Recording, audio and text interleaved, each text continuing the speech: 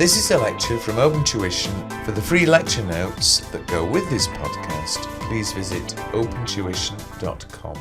Well, in our first two chapters dealing with corporate tax, we've seen how it is and for when it is that we prepare a corporation tax computation, that being prepared for our chargeable accounting period. And we've seen how it is that a company is charged a corporation tax on its worldwide income and gains. There's no separate CGT computation.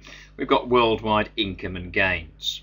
We've seen how to structure that computation, starting with the trading income figure, adding to it any other amounts of taxable income, i.e. property income and interest income, adding in those capital gains and getting total profits. Away from total profits, if there were any, we would deduct the qualifying charitable donations, and that would bring you down to TTP. A figure of profit which now we know, given we keep calling it this, the single universal corporate tax rate of 20%, will be taxed at 20%, however big or small the profit may be.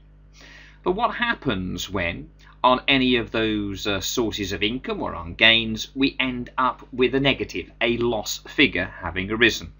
Now, by far the most likely and most important area of loss reliefs and losses are dealing with trading losses.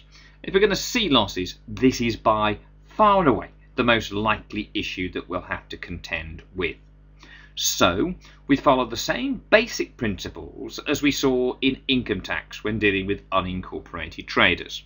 That is, if the company makes a trading loss, so you've done your adjustment of profits, you've computed and deducted your capital allowances, then the trading income assessment for the period, that is the chargeable accounting period, of course, is nil. We never put a bracketed, a negative figure onto the corporation tax computation. That is a nil assessment. And instead we then consider what are the possible uses of that loss. Now, as we mentioned at the end of our previous session, basically in terms of where that trading loss may be used, there's either of three places, or any of three places it may go.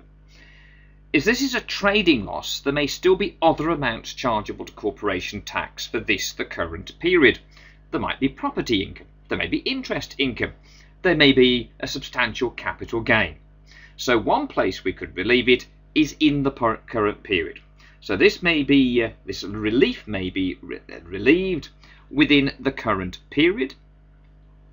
As well as relieving in the current period, it may then be followed by a carry-back claim to an earlier period, and both your current and carry-back claims, really important point now to note, we'll be seeing this in the details on these loss reliefs in a minute's time, but it goes against total profits.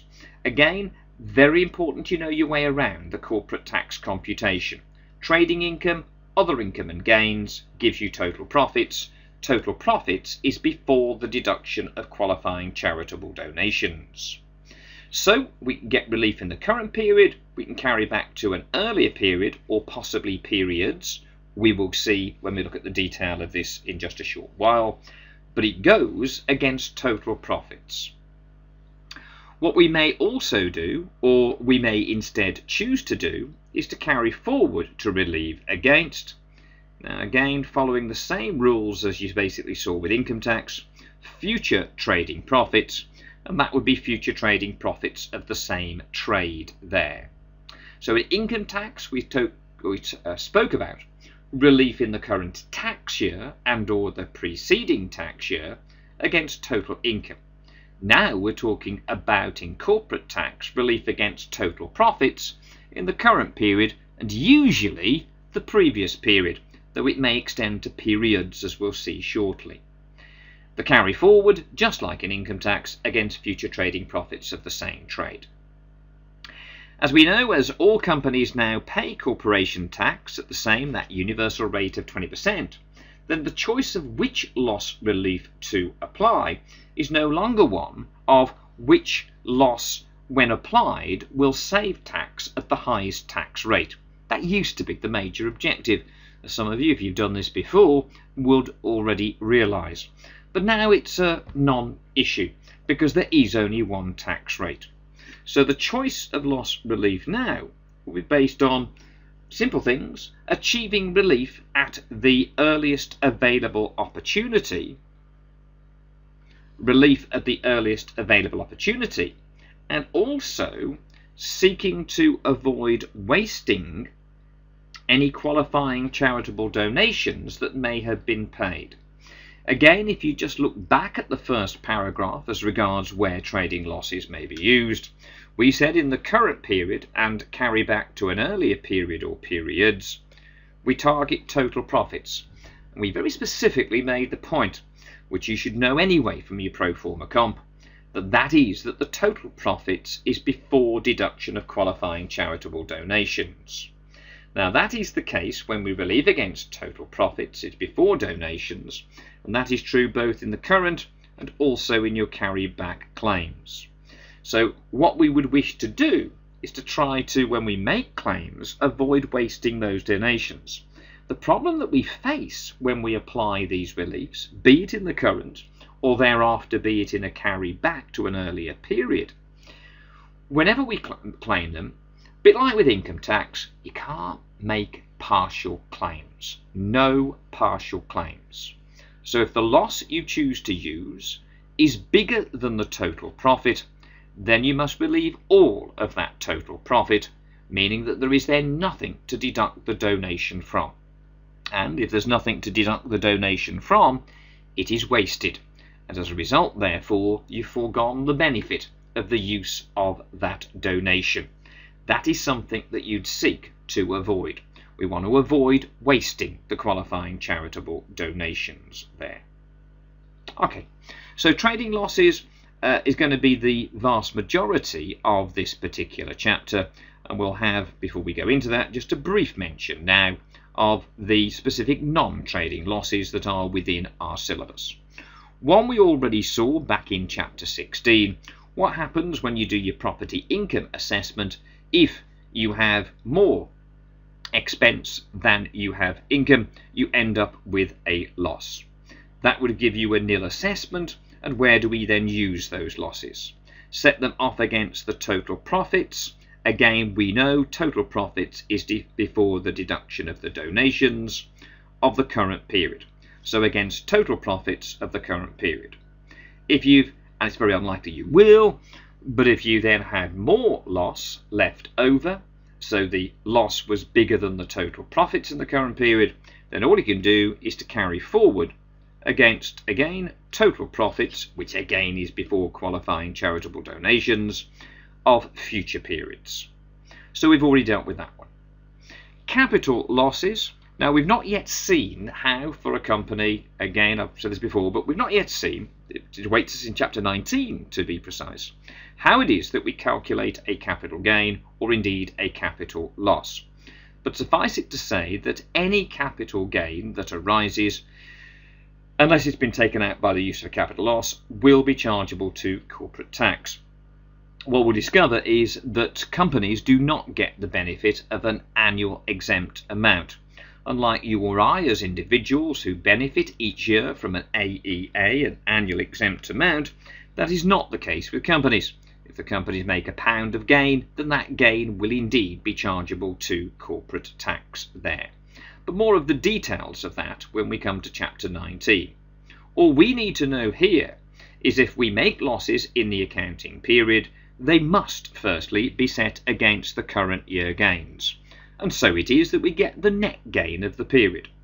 But if that net result was a net loss, then the net loss, that would be carried forward to set off against net gains in future periods. So capital losses must be relieved against current year gains. If the losses are bigger than the current year gains, then the net loss is carried forward to set off against next year's net gains. So next year, compute firstly the net gains and then deduct those losses brought forward. If the gains aren't big enough to absorb, then you will simply keep carrying forward those capital losses until they find net gains in a future period against which they may be offset. So simple enough reliefs as regards your non-trading losses. Right, let's now focus our attention on, as we said, much the biggest area of all and much the more likely for your exam, trading loss reliefs. We'll look to begin with here in section 2 at current period relief. Very simple, as we have already said. You've done your adjustment of profit and capital allowances and got a tax adjusted trading loss. Here in example 1, we've got a tax adjusted trading loss of 45,000. What does that mean in a corporate tax computation? It means a nil assessment on the corporate tax computation. What do we do with it?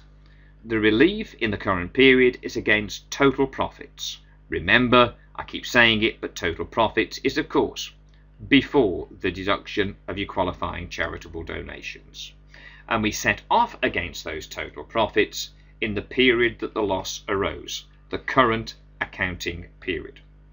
So if we were doing our corporate tax comp here for this accounting period, we'd have trading income nil, we'd then have interest receivable 20,000, chargeable gain 50,000, so total profits would be 70,000. There's no other amounts of profit chargeable to tax, but we do have a qualifying charitable donation of 15,000 to deduct. So without any relief being applied, we would have ended up just on a standard corporate tax computation with £55,000 of TTP. Nil assessment for trading, 20,000 interest, £50,000 gain, and then £15,000 worth of qualifying charitable donation to deduct. There would be the TTP, 55,000. And if we do not make any current period claim, that is what would happen. But the current period claim available to us is to go against total profits. So you would again have the information you've recorded there, nil, 20, 50, total profit 70. You then leave a gap before showing the deduction for your donations of 15. That will come out, of course, in deriving again your bottom line figure of TTP.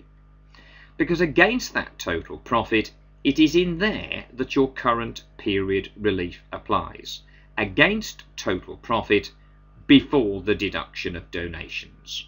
What was the loss? 45,000. Is the total profit big enough to absorb it? Yes, it is. That is 45,000. Take away the 45,000, that will bring you down to 25,000, still sufficient to absorb the £15,000 donation that was paid and leave you with a TTP of £10,000. This, by the way, would be labelled in there your current period relief. And it went, as we said, against your total profits of £70,000. So it's a very, very simple relief to apply.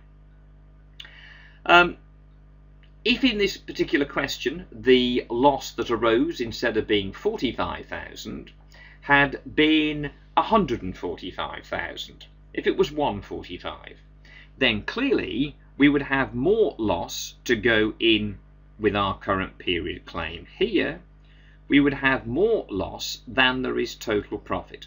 So that claim would have to be £70,000. Now that goes against total profits. We'd have to use the 70. You can't make partial claims. Your problem then, if you made that claim, is there your donations. There would now be nothing to deduct the donations from, and you would therefore have wasted the qualifying charitable donation. That is clearly something that you would seek to avoid doing. Here, however, given the numbers as they stand, not a problem, because having firstly applied in full the trading loss, it was only 45, it still left us with £25,000 of profit. That is big enough to absorb the donation paid of 15 and still leave us with a TTP of 10. Okay, do have a little look through the answer to this in the back. Again, hopefully it's straightforward enough to what you can see from that very basic and simple working there. But have a little look at the answer in the back. Make sure you're happy with what we have done. Current period relief. That is the first of the reliefs to apply if you are looking to use the loss at the earliest available opportunity. So just pause for a moment and have a little review through that answer make sure you're happy with it. Hopefully there'll be no problems there. Now, when we introduced those trading losses, we were said there were any of three places whereby we could use those losses. In the current period, as we have just seen in example 1, against total profits. If and only if you have made the current period claim, so notice here as we look now at the carryback relief, if you have firstly relieved the trading loss in the accounting period of loss, the current period claim, only then may any remaining trading loss be carried back again against total profits, which of course is before the deduction of the qualifying donations. And that carry back is exactly for 12 months. Now normally that will equate to the preceding accounting period. We would expect to see a company preparing accounts to a regular date, a regular year end. So the preceding period will be preceding 12 months. But we'll come back to that point in the next example after example 2, but do realise it's a 12-month carryback. But importantly, the carryback is only available as a claim after a current period claim has been made. You must, if you want to carry back, make a current period claim first. This is different to what you saw in income tax. In income tax, you could make a claim against total income of the current tax year and or the preceding tax year. Again, I hope we remember that language that we use there. But when it comes to corporate tax, you don't get that choice.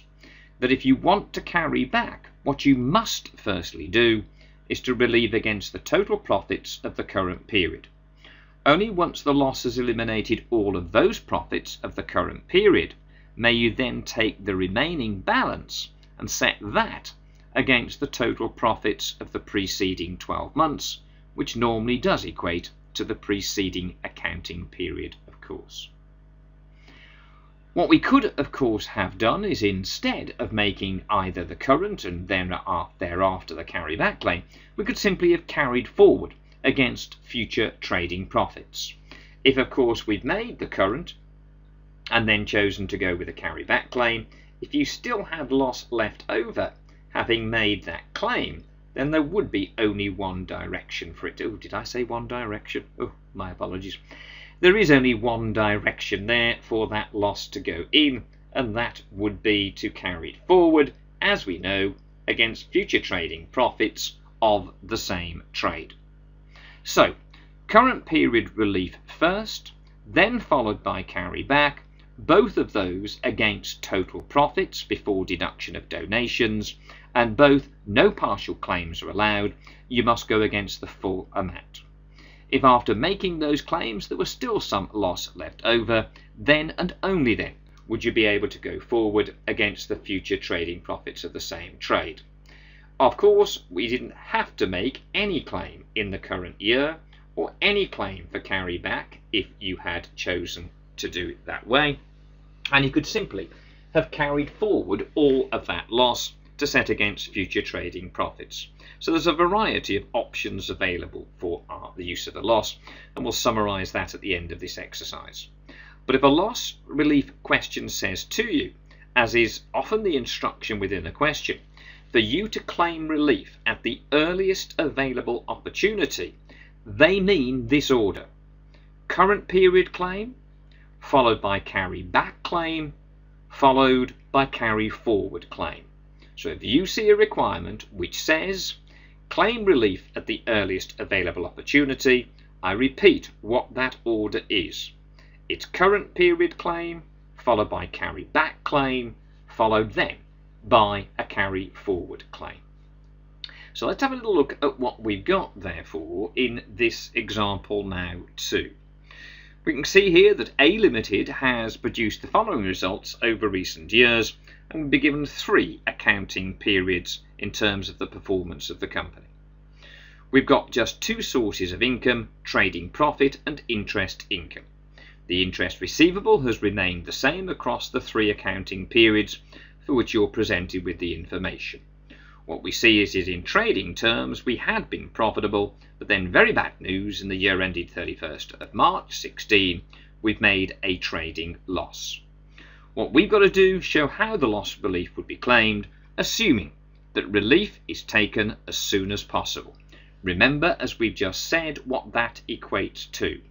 Current period claim, carry back claim, and any loss still remaining would then have to be carried forward. In the current period, it's total profits against which we offset. In the carry back, again a 12-month carry back would be the claim made against total profits. Anything then carried forward against just the future trading profit of the same trade. Now, to be able to present this information, again we will use a columnar format. We are dealing with the years ended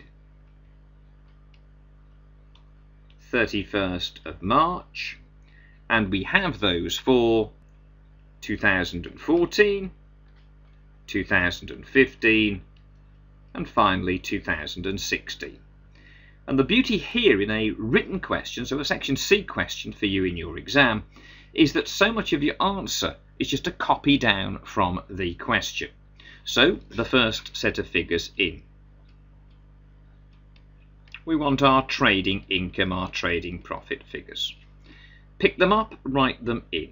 We've got £30,000, we've got £60,000, and then we have a loss. Whatever the loss, remember, it is a nil assessment. Now, in this particular example, because the loss is in the third of these three periods that we've identified, then we can only talk about a carry forward. We can't show a carry forward of the loss. But as, again, a recommendation in terms of how you present your answers to loss questions, when you are putting together effectively these computations for each period, then leave a gap of 2 or 3 lines after trading income before listing any other amounts chargeable. Here it would be the interest receivable. Now, the reason why I've left that gap is if you did have to show a carry forward of a trading loss, then when you carry forward, you only target one figure. That figure, trading income. So that's where any carry forward loss, carried forward loss would show. So leave a gap into which that loss relief could be shown if it becomes necessary. Now, in this example, we can't show that because we only go as far as the loss making period. But leave a gap after trading income. If you have to show a carry forward of your loss, that is where it would go. What are our interest receivable figures? £10,000 across the board. So in which case, what does that give us, prior to any loss reliefs anyway, as our total profits? Now, in this example, there are no qualifying charitable donations. Even if there were, we would still be labelling these subtotals as total profits: 40,000, 70,000 and 10,000. Total profits, remember, before the deduction of the qualifying charitable donations. And having got those total profits, we would then apply our current and carry back reliefs. Firstly, in order, we want our current period relief. How much is our loss? 90,000. Now, again, you may recall that when we dealt with income tax and we'd show columns for each tax year, what we also said would be a useful little working for us to have would be a loss memorandum. So current period relief here, again, we might want to see a little working 1 loss memorandum, and in that loss memorandum we will recall, or record indeed, the loss that arose. It was the loss for the year ended 31st of March 16, and the loss that arose was £90,000. Where are we using it? Firstly, our current period claim. How much total profit do we have in the current period? There it is, 10,000. So that therefore is the claim, 10,000. It's all gone. Show that here, current period relief. Obviously the year ended March 16, and that was 10,000. Having made the current period claim, we may then carry back. What was last year's total profit? It was a full 12-month period. We carry back 12 months. That profit was 70,000. How much loss do we have remaining here? 90 less 10 is 80. So there is only one claim we can make. It is £70,000, and all of those total profits are now removed with your carry back relief. 70,000. That still leaves us with £10,000 of loss remaining. What is the only thing you can do with that 10,000 loss that now remains? That is carried forward to set off against the future trading profits of the same trade, and we put a note to that effect. We couldn't obviously go back as far as the year ended March 14, there's nothing to deduct there, so that remains as our TTP, but these two periods have been brought down to nil. Also understand here that where we've applied the current period rule, sorry, I should have put the carry back relief there. My apologies, put it all on one line. The carry back relief, that's where the 70,000 should have gone on a separate line. Current period was 10, carry back relief was 70,000. We should separately identify them on separate lines. My apologies there. We've got the two reliefs, 10,000 left over, that would be carried forward, but the point that we're now making is total profits is before deducting donations. So if there had been qualifying charitable donations in either the current period or in the previous period there, either of those two periods, then you would have wasted those donations because there would be nothing left to deduct them from. The price you'd pay for claiming the relief at the earliest opportunity would be the wasting of the qualifying charitable donations. Okay, have a little look at what we've done. Check that out with the answer to example 2 in the back, please. Make sure you're comfortable with the statements and the layout as to how we've done that, and the order in which we have applied the reliefs. Then come back and join us and we'll move on to our next example. Okay, so now on to example 3, an example which is far more like, I'd suggest to you, an exam question in terms of the issues you've got to deal with and the standard that you will have to come up to. What are we required to do? Show the taxable total profits for all accounting periods, assuming loss relief again is taken as soon as possible. It's a usual requirement to assume that reliefs are claimed at the earliest available opportunity.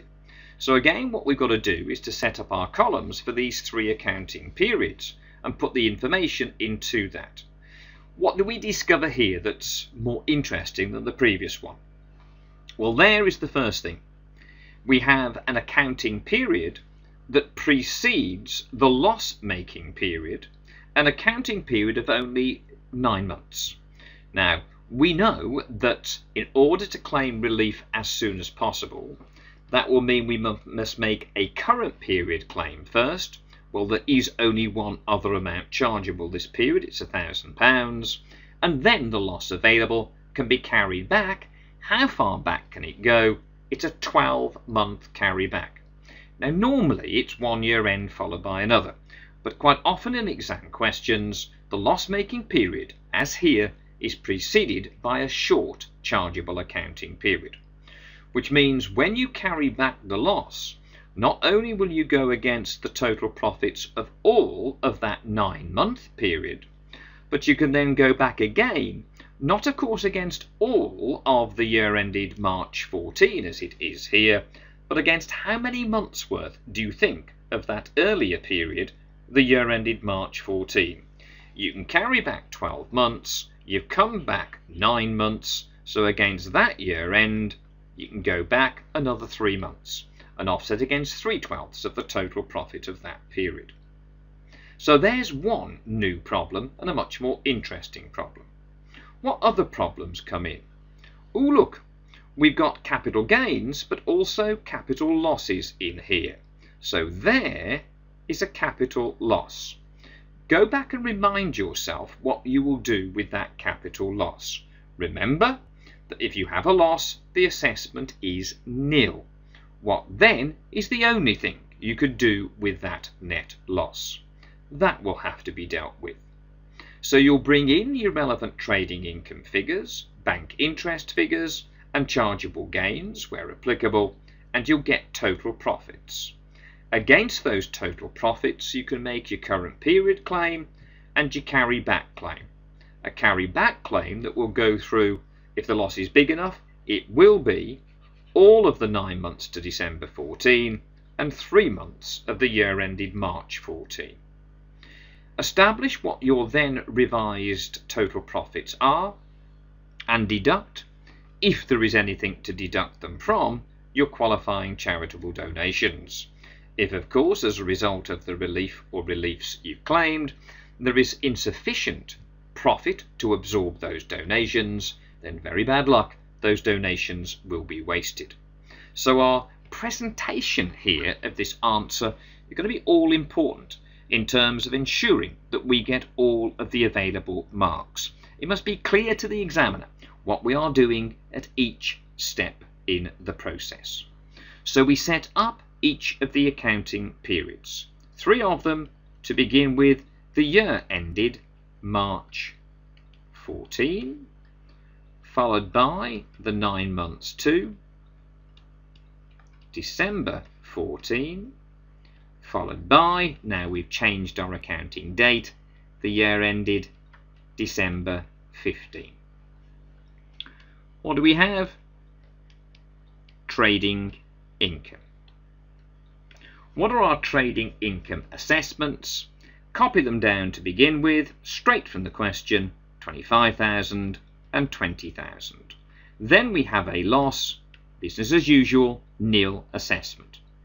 Again, not that there will be any capacity to show on this statement the carry forward loss, but if there were the ability to do that, it's against trading income that the loss would be offset on any carry forward claim.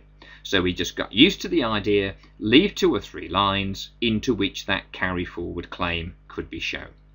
Otherwise, we then list the remaining amounts chargeable. We want to begin with interest receivable.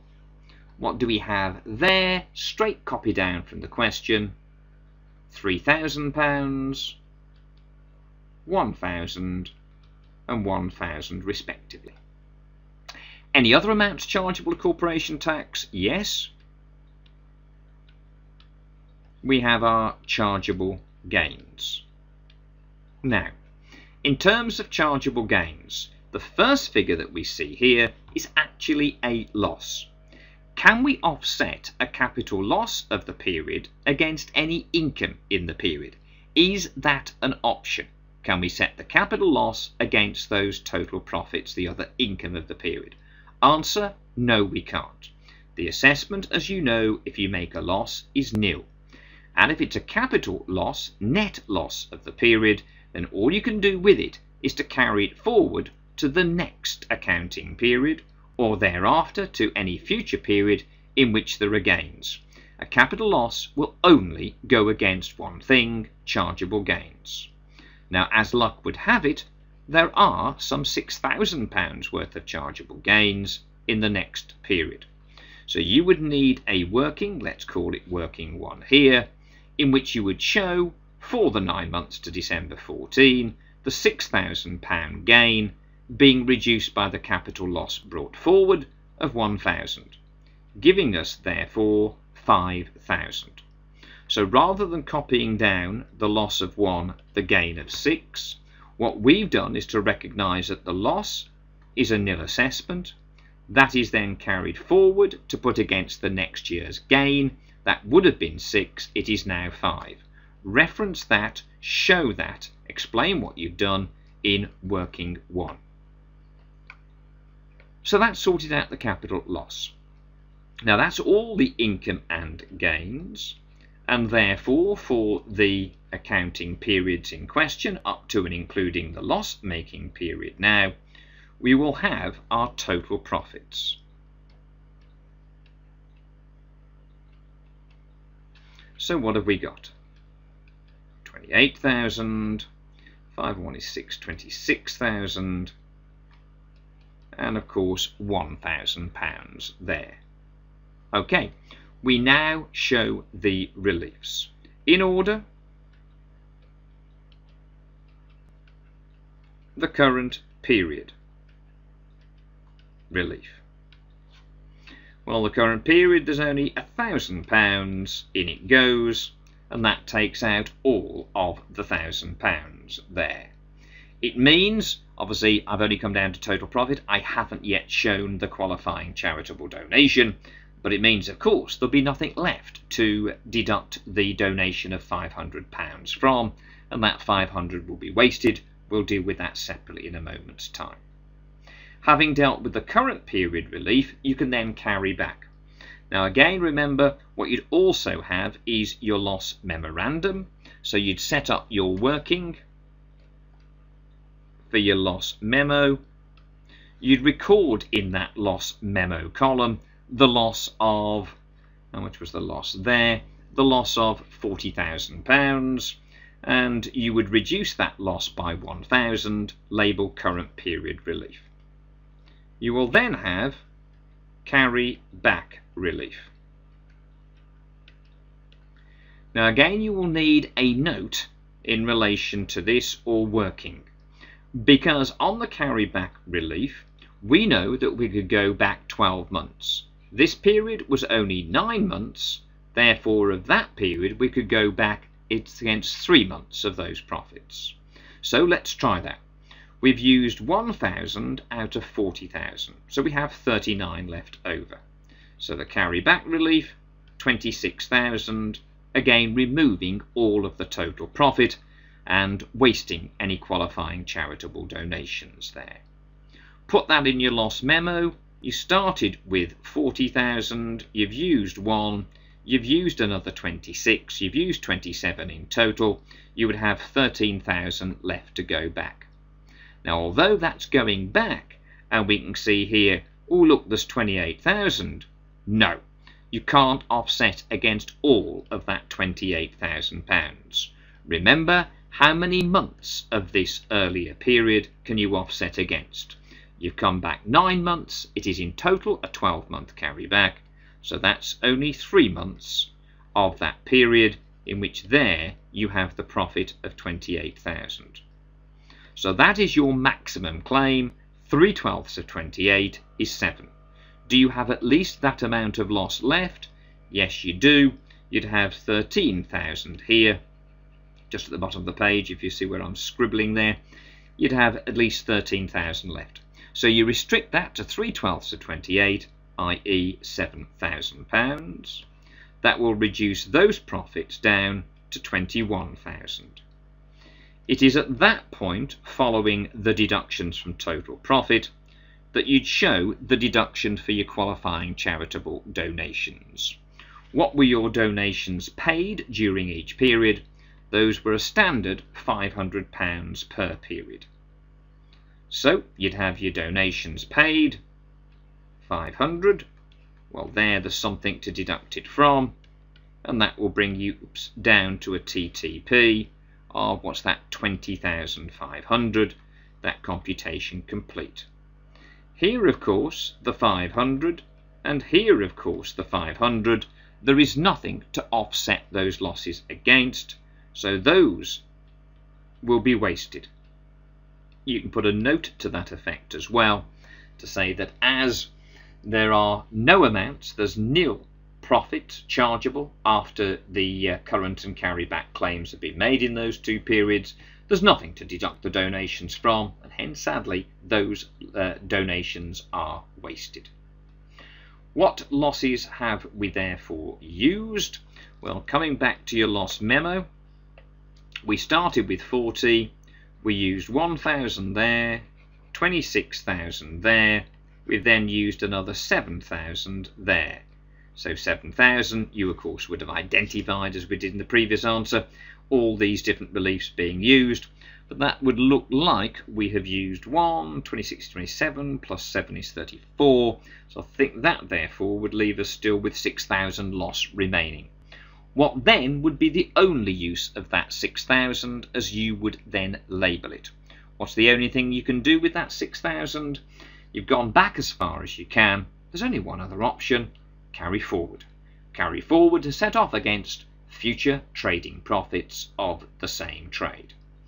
If in this question they had given us information for the year ended, it would be just writing in the top corner here, year ended December 16, against that trading income, that is where your trading loss brought forward, that is where this £6,000 would be applied, purely against that trading income figure. When you go forward, it's not against total profit, it's only against trading income. Okay, look at how we've put together therefore that computation. So much of our answer is just copying down information from the question and then applying those basic simple reliefs. If you want relief at the earliest available opportunity, then the order of claim is current period against total profits. If there's still loss left over, carry back against the total profits of the preceding 12 months, made more interesting as in this question where the preceding period itself was less than 12. Here it was 9. We go back the full 12 months. Anything left over, carry forward against future trading profits, and if you have removed all total profits in current and any preceding period, then you will have wasted the payment of any qualifying charitable donation, and you must recognise and state that. Okay, have a look through the model answer to that then now. Have a review through, learn those basic reliefs, the current, the carry back, the carry forward claims, and then join us again in our next session where we continue with this study of our trading loss reliefs.